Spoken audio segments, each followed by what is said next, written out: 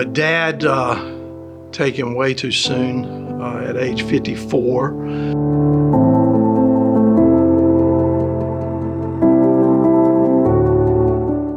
Was a pillar of the community, really. He was a great friend to a lot of folks, and he was really, before servant leader became a thing, that's how I would describe him. But I told someone the other day, I don't know much about cars, I don't know much about other stuff, but baseball and church and family, that was Dad. He was a man of faith, family, and baseball.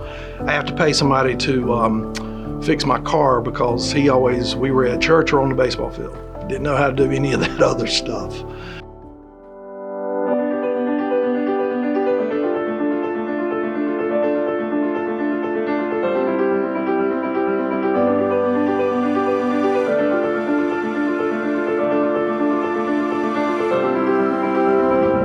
So I run into people all the time who want to tell me a story about my dad.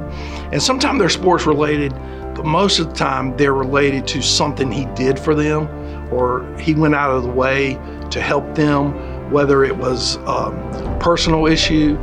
He was a tax administrator in the county for a long time. It might have been a business issue. But those are the stories from judges, from coaches, from former players. I get to hear a lot of those stories, and it's exciting just to remember what kind of person he was and the character that was so important to him. He was working the plate down in South Johnston, and something happened. I don't remember what it was exactly, but they were all over John. He had missed something, they thought, and and I think John knew it. Well, he called time, came out there to me while the plate was still alive, and he said, look, all I want you to do is, we're gonna stand here and just talk a minute. He said, I want you to shake your head up and down. That's all. I said, John, what you got in mind? He said, don't worry about it, I'm gonna handle this. Just shake your head up and down. I said, but they're on you. Does that mean they're gonna get on me? He said, sure it does. And he turned around and walked back, and he changed the call, and everybody got on me. And we had a great big laugh about that after the game. But John was, I think about him every day. I really do. I miss him. I really, really miss him. He was a great, great friend. A lot of people in sports, me included, take themselves too daggone seriously.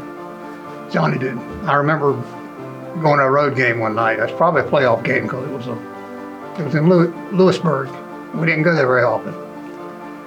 And back then, we took private vehicles. Johnny drove. I was in the front seat with him. I think there were 3 ball players in the back seat. And he made a wrong turn somewhere, but anyhow, we were late getting to the park, and they'd already started batting practice. And one of the players, I think it was Wayne Brown, remember the outfielder name? He said, where y'all been? Johnny says, we had car trouble.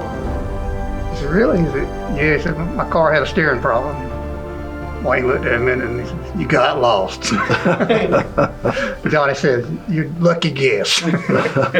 Well, I have 2 prized possessions. One is an article that Jim Lauder wrote, and in the last part of his article, he said, in recent years, you might have read or heard a lot about love versus respect. It's as though the two can be mutually exclusive.